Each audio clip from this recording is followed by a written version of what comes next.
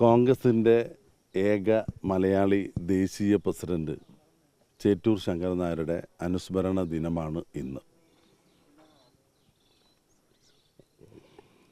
എല്ലാ വർഷവും Indian national കോൺഗ്രസിൻ്റെ വിവിധ കമ്മിറ്റികളുടെ നേതൃത്വത്തിൽ അനുസ്മരണ പരിപാടികൾ നടക്കാറുണ്ട്.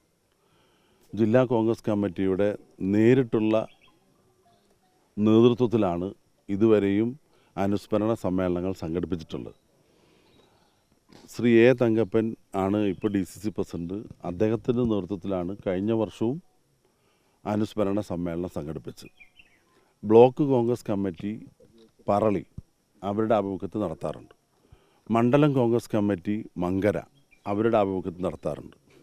ബ്ലോക്ക് പ്രസിഡന്റ് ശ്രീ വിനയൻ കഴിഞ്ഞ പ്രാവശ്യം പറളിയിൽ വെച്ചാണ് അനുസ്മരണ സമ്മേളനം നടത്തിയത്. ഗോകുലമാഷും പഞ്ചായത്ത് പ്രസിഡൻറ്റും ഇവിടുത്തെ മണ്ഡലം പ്രസിഡന്റ് അച്യുതൻകുട്ടി അവരുടെ നേതൃത്വത്തിലാണ് കഴിഞ്ഞ തവണ അനുസ്മരണ സമ്മേളനം നടത്തിയിട്ടുള്ളത്. ഞാൻ DCC പ്രസിഡൻ്റായിരുന്നപ്പോഴും CV Balachandran DCC പ്രസിഡൻ്റായിരുന്നപ്പോഴും VS Vijayaraman DC പ്രസിഡൻ്റാകുമ്പോഴും ഓർമ്മ വച്ച നാളുകളിലൊക്കെ ഞങ്ങൾക്ക് എല്ലാവർക്കും അറിയാം ഇവിടെ അനുസ്മരണ പരിപാടികൾ സംഘടിപ്പിക്കാറ്. KPCC ജനറൽ സെക്രട്ടറിമാർ C ചന്ദ്രൻ, KA തുളസി, DCC ഭാരവാഹികൾ ഒരുപാട് പേര് ഈ അനുസ്മരണ പരിപാടിയിലൊക്കെ സംബന്ധിച്ചിട്ടുണ്ട്. ഇത് ഒരു നഗ്നമായ യാഥാർത്ഥ്യമാണ്. ദൃശ്യമാധ്യമങ്ങളിലൊക്കെ വാർത്തകൾ വന്നിട്ടുള്ളതാണ്. സംസ്ഥാന അടിസ്ഥാനത്തിൽ, അഖിലേന്ത്യാ അടിസ്ഥാനത്തിൽ വാർത്ത നിങ്ങൾ കൊടുക്കാതിരുന്നിട്ടാണ് അതിന് പ്രാധാന്യം ലഭിക്കാതെ പോയത്. രണ്ടാമത്തെ കാര്യം, ചേറ്റൂർ ശങ്കരൻ നായരുടെ ട്രസ്റ്റുണ്ട്. 50 വർഷം പിന്നിട്ടു ആ ട്രസ്റ്റ് രൂപീകരിച്ചിട്ട്. ഇത് നിങ്ങളറിയാനല്ല, ഇവിടെ വന്ന BJPയുടെ നേതാക്കന്മാരറിയാൻ വേണ്ടി പറയുകയാണ്.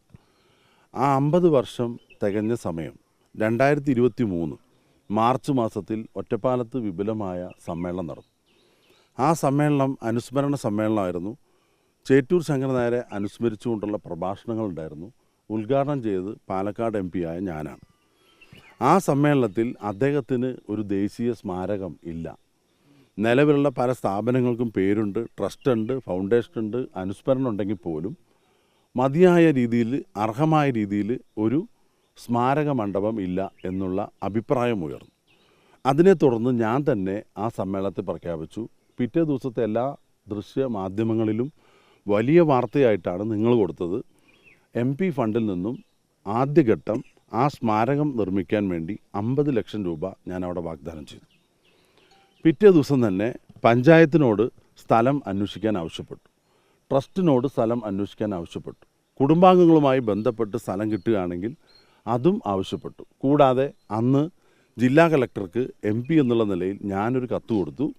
പഞ്ചായത്തിൻ്റെ ഒരു നിർദ്ദേശം ഉണ്ടായിരുന്നു, ഇവിടെ റവന്യൂ അതുപോലെ ഇറിഗേഷൻ ഭൂമി ഉപയോഗിക്കാതെ കിടപ്പുണ്ട്.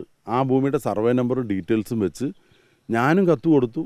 എനിക്ക് മുമ്പേ മങ്കര പഞ്ചായത്ത് പ്രസിഡന്റ് ശ്രീ ഗോകുൽ മാഷും കത്ത് കൊടുത്തു.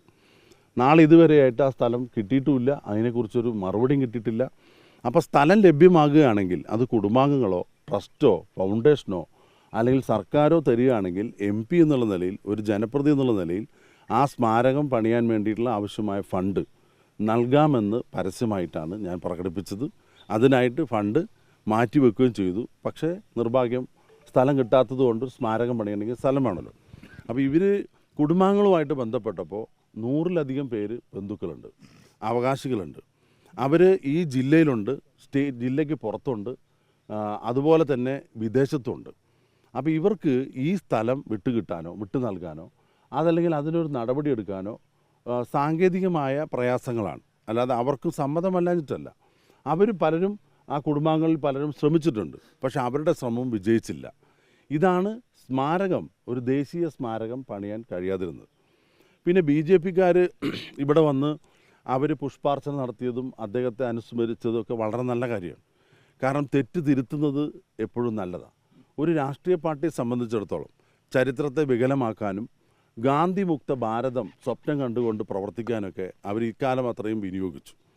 ഇപ്പോൾ മഹാത്മാഗാന്ധിയോട് ഏതെങ്കിലും ഘട്ടത്തിൽ സ്വാതന്ത്ര്യ സമര കാലത്ത് ഒരു അഭിപ്രായ വ്യത്യാസവും നിലപാടുകളിലൊക്കെ വ്യത്യാസമുള്ള ആളുകളെ ഗവേഷണം ചെയ്ത് കണ്ടുപിടിക്കുകയാണ്. പക്ഷേ നിർഭാഗ്യം എന്ന് പറയട്ടെ, ഇത്ര കാലം ഗവേഷണം ചെയ്തിട്ട് അവർക്ക് കാണാൻ കഴിഞ്ഞത് നരേന്ദ്രമോദി ഒരു സിനിമ കണ്ടു, സിനിമയുടെ തിരക്കഥ വായിച്ചു. അദ്ദേഹത്തിന് ചേറ്റൂർ ശങ്കരൻ നായരെ അറിയാൻ ഒരു സിനിമ വേണ്ടി വന്നു. നരേന്ദ്രമോദി സിനിമയിലൂടെയാണ് ചേറ്റൂർ ശങ്കരൻ നായരെ അറിയുന്നത്. കാരണം പഞ്ചാബിലുണ്ടായ ജാലിയൻ വാലാബാഗ് കൂട്ടക്കൊല അതിൽ ശക്തമായി പ്രതിഷേധിക്കുകയും അദ്ദേഹം ബ്രിട്ടീഷ് കൗൺസിലിൽ നിന്ന് രാജിവെക്കുകയും ചെയ്യുകയും ബ്രിട്ടീഷുകാരുടെ അനുനയത്തിനും അവരുടെയൊക്കെ സമ്മർദ്ദത്തിനും വഴങ്ങാതെ ആ സ്ഥാനത്ത് നിന്ന് രാജിവെച്ച് ഇന്ത്യയിലെ ജനങ്ങളോടൊപ്പം നിന്നു എന്നുള്ളതാണ്. രാജ്യത്തിൻ്റെ ദേശീയത ഉയർത്തിപ്പിടിച്ച് നിന്ന നേതാവാണ് ചേറ്റൂർ ശങ്കരൻ നായർ. ഇവർ കണക്കാക്കുന്നത് പോലെ ഒരു വർഗീയവാദിയോ ഒരു വിഘടനവാദിയോ അല്ല. അദ്ദേഹം ദേശീയത ഉറപ്പിച്ച് രാജ്യത്തിൻ്റെ ഐക്യത്തിനു വേണ്ടി നിയമാനുസൃതമായി സ്വാതന്ത്ര്യത്തിന് വേണ്ടി പോരാടണം എന്നാഗ്രഹിച്ച ആളാണ്. നിയമലംഘന പ്രസ്ഥാനം വന്നപ്പോൾ, അതുപോലെ നിസ്സഹകരണ പ്രസ്ഥാനം വന്നപ്പോൾ ആശയപരമായി അതിനോട് വിയോജിപ്പുണ്ടായിരുന്നെങ്കിലും അദ്ദേഹത്തെ തിരഞ്ഞെടുത്ത പാർട്ടി അവസാന ദിവസം വരെയും അദ്ദേഹം ഇന്ത്യൻ നാഷണൽ കോൺഗ്രസ് ആയിരുന്നു.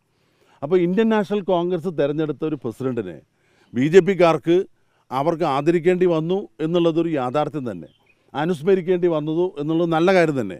ഇനി അങ്ങോട്ടുള്ള നാളുകളിൽ ഒരുപാട് കോൺഗ്രസ് നേതാക്കന്മാരുടെ മഹത്വം തിരിച്ചറിഞ്ഞുകൊണ്ട് BJP ഈ പാത പിന്തുടരും എന്ന് ഞാൻ പ്രതീക്ഷിക്കുന്നു.